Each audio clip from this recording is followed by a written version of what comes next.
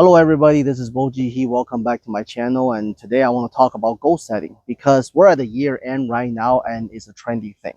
Whether you're trying to improve yourself, you're an entrepreneur, you're trying to grow your business, or you're pursuing something in life, you're trying to better yourself, self-improvement, it's very common that you'll come across goal setting at the end of the year, New Year resolutions. What are you hoping to achieve or do more next year? Stuff like that.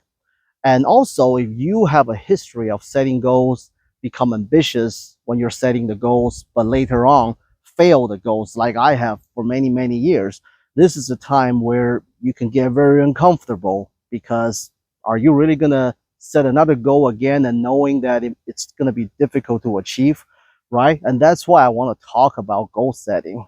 And if you do it right, how can you actually achieve more with ease? And the reason I want to bring this up is because, see, this year I feel that I did great compared to last year. I'm in real estate and I'm a hustler basically. I make a living by trying to find customers that want to buy or sell real estate. And my way of doing it is cold calling. And there's going to be a lot of rejections. And it takes a lot of strength, takes a lot of courage to pick up the phone and call strangers. So it's not an easy thing to do, but it's also very common things that people set goals on. And last year, I didn't really do all that well because, I was lazy and I had a lot of fear and insecurities that I had to overcome. And this year, I actually tripled the amount of hustles that I did compared to last year. And my business was also growing exponentially this year. And I did it all without having to set goals last year for this year and without having to chase any goals. And at the end of the year, I didn't even realize that I achieved so much when I pulled a number from my dialer. And how did I do that? Right? That's what I want to talk about because I feel that once you do the goal setting right, you can actually achieve more without feeling uncomfortable, without feeling that you have to always chase a goal, without feeling burnout and stuff like that. So, and what you could do, whether you have the habit of setting goals and chasing them, you can actually achieve more, or you get uncomfortable setting goals. I can also show you how to use my system or I should say my mindset so that you don't even have to get uncomfortable setting any goal but actually achieve what you want. So let's get into it. Now, let's first talk about the common mistakes that I see people doing when they set their goals, and me included. And the first mistake is that people always overestimate what they can do in one day or short term and underestimate what they can achieve a long period of time. And what I mean by that is, let's say you're trying to pursue fitness, you're trying to become more fit, grow more muscles, and therefore you're setting aggressive goals. People always do that, me included. And because when you're setting these kind of goals, you're typically motivated, you're fired up, you want to do more next year, but at the current state, you're probably in your comfort. You're not winded, you're not tired, you haven't worked out, you're just setting goals. Therefore, when people look at what they think they're capable of doing, people are only focusing on individual tasks, such as, can I do 20 push-ups? Yes, I can do it easily. Can I do 10 pull-ups? Yes. Can I do 30 sit-ups? Yes. Can I jog around 3 miles? Yes. I can do all of those right now. Okay, well then let's set a goal and let's put them all together in one training session and do that every day. And then when you actually go do these exercises together, when you try to do them all in one setting, you realize it's actually a lot tougher. You have overestimated what you could do in one day. But at the same time, if you think about this, right, if you don't be so aggressive, if you just set a lighter goal, let's say I'm just going to do 20 push-ups a day, right? And a lot of people that like to set aggressive goals, ambitious people, right, they're going to be like, dude, what can 20 push-ups do for me if I'm trying to achieve this? Well, think about this, right? If you do 20 push-ups a day and you do this every day, that is 600 push-ups for a month, in a month. And then in a year, that's over 6,000 push-ups. That's still a lot. That's way better than if you set an aggressive goal and then only do it one day and get burned out and then take like a week off, right? So that's what I mean. Like, people always tend to start with aggressive goals, and because they overestimate what they can do.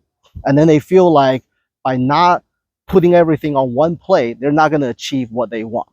And but that's wrong, because if you just do a little bit, if you're just growing 1% per day, that don't seem too much. But over a long period of time, that's a significant growth, right? I see a lot of investors, they make the same mistake. They're not looking for compound steady growth of say 5%, 10% per year, because they feel like that's nothing. They're chasing the 20% jump, the 30% jump overnight, that kind of investments. And guess what happens? Those are the investors that lose money in the stock market. And this is where a lot of the trainers, the coaches will come in and say, well, then if you realize you've set aggressive goals, you need to learn to adjust your goal in the middle of your journey. And that's right. But there's also a problem with doing that. At least that's something that I have encountered. Because, see, if you are an aggressive person, you are competitive, you like to set aggressive goals. And now, when it comes to adjusting your goal, that's basically challenging you. That's basically telling you that whatever you did is kind of like a failure. You couldn't do what you thought you could. That doesn't sit very well for a lot of people. That's number one. And number two, that's going to create an internal conflict with a lot of these super, aggressive people, ambitious, competitive people. Like, what do you mean if I have to scale back? Am I still gonna or not going to achieve what I wanted to achieve? And when you start creating this type of internal conflict, if you have to adjust your goal, a lot of people don't deal with this very well. And that's why so many people quit, for whatever they're trying to pursue. Whether you're trying to pursue sales and entrepreneurship, or you're trying to be more outgoing, you're trying to approach more people, talk to more people, you're trying to grow confidence, or you're trying to work out and be more fit, or you're trying to do Brazilian jiu-jitsu, the dropout rate is very high universally. And why is that? Well, that's exactly why, because people overestimate what they can do in a short period of time and underestimate what they could do a long period of time. And a solution of this is by shifting from a goal-oriented mindset into a more what I call passion-oriented mindset. And that's what I'm going to get into next. So the next mistake I see people doing when it comes to goal setting is that people are too goal-oriented, goal-focused mindset. And what I mean by that is, this is what typically happens. People typically realize they have a problem, or they want to pursue something, but they don't know how. So they either research and find a solution, or they hire a coach that tell them this is what you need to do. These are all the actions you need to do every day if you want to achieve your dream. And a lot of times people really don't care about the activities. They just want that dream. And that's why a lot of these mainstream coaches will tell you, well, do the activity even if you don't like it. Do it as if you love it, like Mike Tyson famously said, or Dave Goggin, another famous tough guy coach, will say, right? It takes relentless self-discipline to schedule suffering into your day every day. And right, what he's referring to is suffering. That basically means, that's what this implication is that you need to suffer your way to the top. And quite honestly, if you look around, you look at people that follow this guy's program, that guy's program, and how many of them actually changed their life. A very small percentage of people that actually did it. The people that are they're either a psychopath, they just love suffering, or people that are in a do or die situation. But for most people, like me included, right, we drop out, right? If you look at across all these endeavors, whether you're in sales, self-development, training, coaching, you're in this alpha males program or that alpha males fitness program, or you're trying to be an entrepreneur, or you're trying to learn Brazilian jiu-jitsu or whatever, right? Most people drop out, right? That's why there's something wrong with this type of approach, in my opinion. And some of these so-called alpha male coaches will even make it a public culture that they want to shame people that drop out, right? If you can't suffer your way to the top, you are a loser. You deserve to be broke. You deserve to be shamed. Well, today I want to tell you, it doesn't have to be that way. That's not the case. Look, that's not how I grow. And I've realized that if I had to suffer my way to the top, I'm gonna quit. I'll be the first person to quit. But look, I've been in real estate for over 10 years. Why I haven't quit, right? Not because I have an iron will, but because I've realized that there's a difference between suffering your way to the top versus actually doing what you love so that you're not even realizing that you achieved something. And that's where I want to talk to you about the solutions. Now, there are two mindsets I want you to understand. And I use these two mindsets as an analogy. One is a hunter's mindset, which means every time you leave the village, you have to bring home a kill. They are very goal oriented, very goal focused. And that's what a lot of these big achievers, they seem to do, right? They set goals, they achieve their goals, and then they go right back at it again. They're always chasing a future that they're not even going to be in, because by the time they reach that goal, they're going to be on the next goal, right? Well, that's the hunter's mentality. And that's why hunters don't live very long back in the old days. And another mentality is what I call farmer's mentality. And as a farmer, right, you're not focusing on what your daily production is. You're not trying to focus on how much the crops are growing every day. You don't really look at that. What you're doing is that every day your task is just to maintain the farm. It's just to maintain the environment so that the crops will grow when it wants to grow. And that's the farmer's mentality. You're just maintaining an environment, and you have no idea how much you're going to harvest this year and when exactly you're going to harvest. But you know that if you just keep doing what you're doing, and the environment will take care of itself. The goal that you're trying to chase, you don't even have a goal, but it just happens to you. That much crop are ready to be harvested by October, by September, and you don't even know, but it just happens to you. And that's the farmer's mentality, and that's the reason why we human beings evolved from hunters into farmers. And people till today are still farming. So now you might be looking at me all confused, like, so okay, well, I get it, but so how am I going to apply these mentalities into what I'm trying to do? So I'm going to give you an example. Okay, so let's just say fitness, right? Fitness is the goal, for example. So let's say the goal is you're trying to lose 40 pounds in 6 months.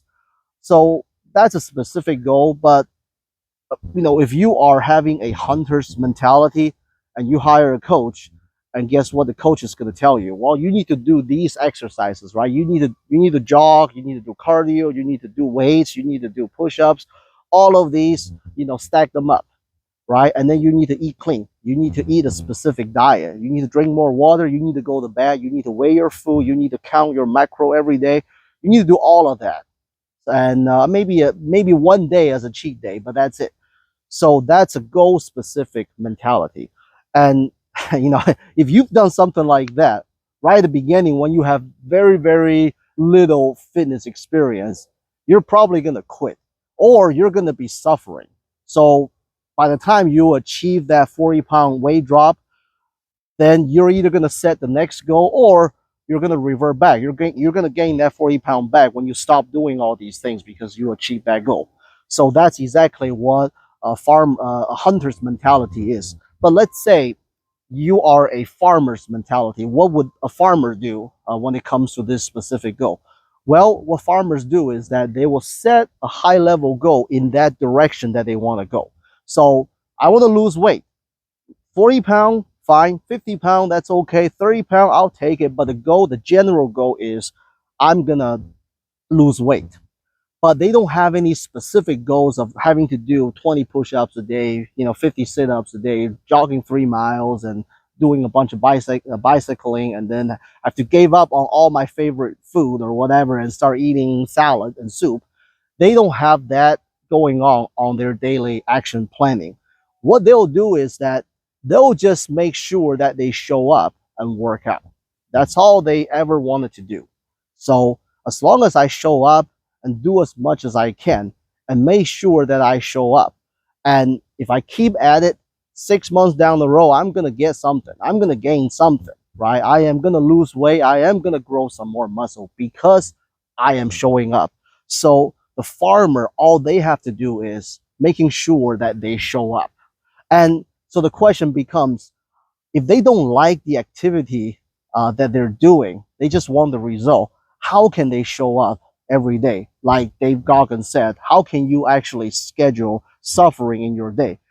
Well, what I would tell you is that you don't need what he says, relentless self-discipline. To be honest, self-discipline or willpower is overrated, because I don't care how tough you are going to, all this willpower and self-discipline is a finite resource. You're going to run out pretty soon, unless you get rewarded instantly, unless you get paid every day to do it. Otherwise, nobody can keep up doing what they hate to do for the rest of their life. Look at all these athletes, right? They might be tough, they might be this and that, but if they want to have a long career, they cannot use willpower to go show up to their practice.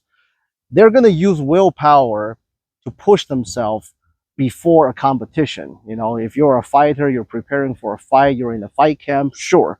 But if you're training 10, 20 years, you can't use willpower. You got to find some kind of joy in what you're doing, so that you can actually show up. And that's exactly what farmers' mentality is. So let's take fitness, for example. I've been working out since 6 months ago. And in fact, me filming this video is right after me doing a bunch of workouts. And I am doing it not having to use willpowers. And how am I doing it? Well, because I'm not looking at exercises as suffering, something that I have to do if I want to get lean or whatnot. It's not a job where I'm willing to put up with my ugly boss so that I get paid. That's none of that. I actually enjoy exercises. I find a way to enjoy. And I recommend you to do the same, because that's the key of making sure that you will show up to the activities that you wish you wish you could do consistently.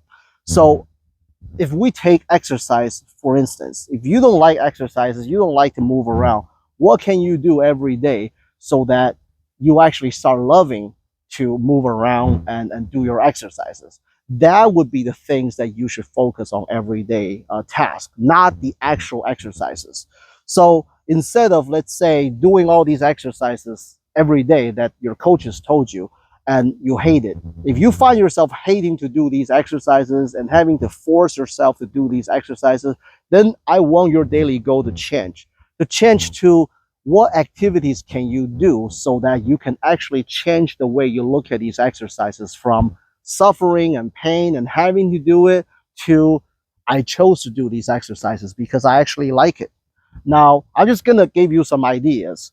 Could be maybe you want to read more books about exercises, or maybe you want to hang out with more people that are into fitness, or maybe you want to picture yourself being fit, be not being out of breath when you're taking a few steps, how that would make you feel, right? Or maybe instead of having to jog 3 miles every day, maybe just jog 5 minutes, right? Just enjoy that feeling of being winded and then the relief after that. And then go home and take a cold shower and just feel good about it. And then drink some water, drink some coconut water, and just feel so refreshing. And just tap into that feeling. Now, can that feeling grow just 1% per day? That's all you have to focus, not the exercise, how much exercise you do, but the feelings, the joy that come after the exercises. Can you enjoy that feeling more just by 1% per day? Now, can you get to a point where you actually look forward to this exercise the following day? Can you grow that desire 1% per day? This is the foundation that I'm talking about. Once you can start growing your desire to work out, you actually find more joys in working out. Guess what?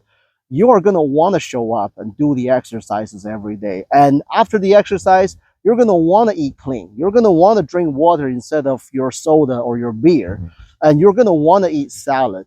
All these other things automatically change because you want to, not because you have Superman iron will that you force yourself to do it all the time. And to go from looking at the activity from a suffering perspective to a joy or passion perspective, that, in my opinion, should be what you focus on as far as activity goes, not the actual goal itself. And Now, I want to bring all this together and tell you specifically what I did when I cold call prospects this year and how I was able to do that and by so-called quote unquote overcome my fear of rejection. And I'm basically using the same principle, you know, because a year before, last year, 2024, I was forcing myself to make cold calls. I was having that hunter's mentality, you know, just do it like you love it, even if you hate it, whatever, right? And I hate cold calling. I hate being yelled at. I hate being cussed at. I hate people telling me that they're not interested. It's disappointing. And every time when I pick up the phone and when they start ringing, right, I am, my heart is pounding almost literally out of my chest. I'm sure you can relate if you're in similar endeavor or you're trying to meet someone, you're trying to find make more friends, or you're trying to make find the love of your life or what. Now you're trying to approach strangers, and you probably get the same kind of anxiety. Oh, I had that, like, all the time. Well, even today I still get that butterfly in my stomach when I call. So that's why in 2024 I couldn't do a whole lot of it. I always quit. I'll prospect, I'll hustle for a day or two, and then I'll take a whole week off because I really I needed that much time to recover. Okay, well, but this year suddenly it changed. Right, this year I was literally on the phone 5 days in a row. I was calling morning, I was calling in the afternoon, and at the end of the year, I looked at my dialers numbers. I did over 22,000 calls. I talked to over 2,000 prospects. I generated a bunch of leads. I was literally on the phone 70 hours talking to these people, not counting the time I was just dialing.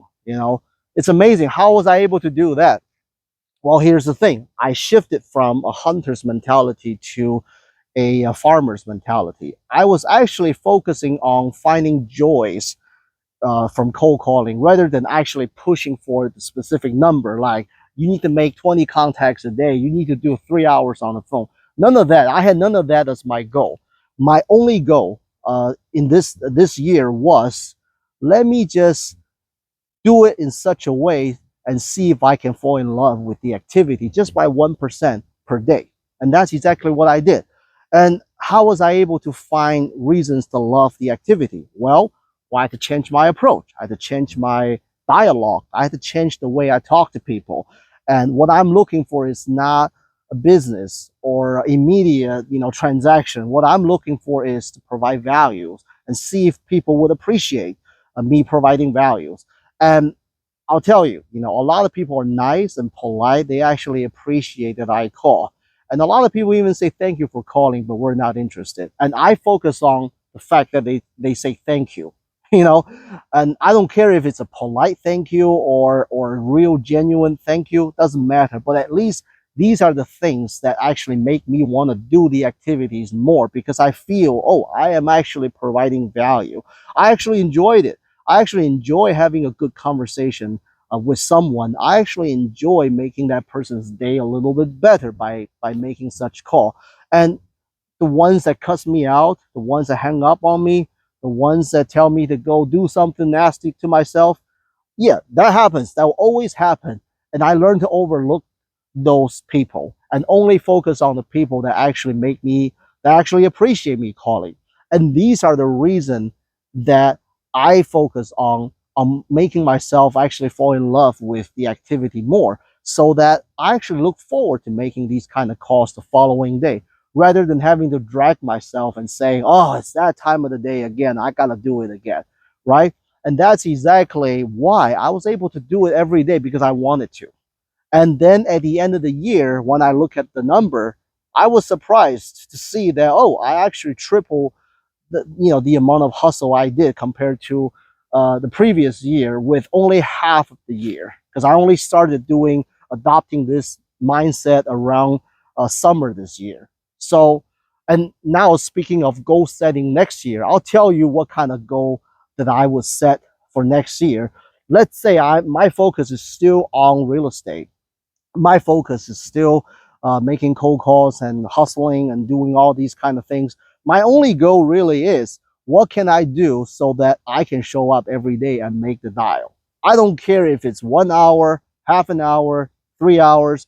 I don't care if it's 5 contacts, 10 contacts, 20 contacts. I don't care if I set 10 appointments or 0 appointments. None of these are my goals. My only goal is what can I do so that I fall in love with the activities even more so that I can actually show up and do it. And that's the only goal that I would set. And that should be the only goal that you will set if you have resistance with the activities that you want to do. Now, right here, I'm sure a lot of you are going to argue with me by saying that no, specific goal is important. In order to achieve specific things, you need to have specific goals. You need to visualize, you need to do affirmations, you need to write down your goals every day and look at them before you go to bed and do all that kind of stuff. I get it. Look, what I'm telling you is that specific goals does have its place in this whole thing, but it should not be the only thing that drives your action, that drives your motivation, right? And the way I look at it is that, look, if you want to have a long term success, then you need to do it from passion rather than having to do something to achieve some results. And any of these successful people that tell you to set specific goals, Dave Goggin included, they have to have passions at what they do. That's the foundation. Without the foundation, you can't build a house. So they actually love what they do. You know, if you look at Dave Goggin, the way he talks about suffering and pain and all that, he is actually having fun. He's actually getting turned on, actually. If you look at Tony Robbins is a great motivational speaker, right? Tony Robbins is almost, 80 years old now. He's like in his 70s. He's still coming onto the stage full of energies. He's not going to do it if he doesn't have passions, you know? So that's the foundation. If you don't have passion, you're only focusing on achieving your short-term goal by actually suffering, then you're not going to make it.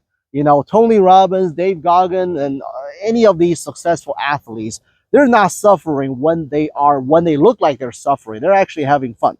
Okay? That's why they show up every day for 10, 20 years of their long career. Now, the short-term goals, the so-called the grind and the push, it has its place, like I said. So if you are trying to achieve something short-term, it helps setting a specific goal. So, you know, a lot of these athletes, you know, they're training for a competition, they're training for a fight. Yes, they have specific goals, specific numbers that they need to hit during their trainings. But after the competition, what happens? You know, they scale back their trainings into more of a passion driven, having fun type of things. And to put it in the context of what you and I are trying to do, this is what I did this year. Okay. My only goal was what can I do to make sure that I show up every day making calls? Okay. What can I do every day to make sure when I look at the activity, I'm all excited. I'm all about, I can't wait to do it rather than, oh, I have to do it. That's the only thing that I focus. That's true. But in the middle of my dialing, let's say I am 30 minutes in that I'm calling and everything is going well and I'm feeling great. And guess what? That's when I can tell myself, let's push for another hour. Let's make 10 more contact. Let's make 20 more contact, right? I can do these kind of short-term goals when I'm in the middle of the activity. I can push an extra mile. That's okay. And that's what we all should do. If your endeavor is fitness, right? Well, first, what can you do to make sure that you show up every day? Okay. Now, once you have already shown up because you're excited, you're looking forward to the activity. Now, while you're doing the activity, that's when you can push. You know, you just did 20 push-ups, push for 5 more. Yes, absolutely, you can do that. But don't have a specific goal that you have to achieve if you can't even make sure that you can show up every day. That's what I mean. So when I look at the whole specifics, right, I look at passion-oriented mindset to be almost like a CEO. That should be the CEO of the company. They are the one that's going to create directions and make sure that the whole company is staying on its course. Now, the specific department managers, right, can be the goal-oriented manager within the company, right? You as a CEO, you're all about passion. You're all about directions. You're all about how to make sure everybody shows up and gave 120% every day. And when it comes to the specific things, the short-term projects, that's when the department managers with short-term goal mentality will take over to manage the specific things. Like we got to get this office renovated in 3 months so that all 5,000 employees can move over here. Now that's specific short-term goals. That's, in my opinion, the relationship. So the takeaway is, look, if you're struggling with setting goals for next year, whether you're very ambitious or you have the history of setting goals and failing them, and now you're kind of getting a little bit uncomfortable, I want you to do this. Have a general goal, a goal of which direction you want to take your life to. And I want your specific goals not to be filled with numbers and matrix and all that kind of stuff. I want your specific goals to be, what can I do every day so that I am actually in love with the activity, even 1% per day. Whatever you're trying to do, whether you're trying to train Brazilian jiu-jitsu, right? Or you're trying to, like, approach women, approach men, talk to strangers, find love, or you're trying to do what I do by making more cold calls, or you're trying to get fit, or trying to scale your business or whatnot. Well, first of all, list out all the activities that it's going to be good for your goal. It's going to move you closer to the direction that you want to achieve. That's the number one thing. And number two thing is, if you find yourself having that feeling of, I gotta do that. I'm not looking forward to doing that, but I have to. What can you do every day? That should be the only goal, is how do you transition from, I have to do this, it's dreading and it's suffering, to, I'm actually looking forward to doing this every day. That should be the only activity you should focus on. And trust me, if you get this done, then all the other things, your actual goal, your actual whatnot, it's going to come to you without you having to chase. I hope this is inspirational, and I wish you guys all the best, and let's all crush it next year.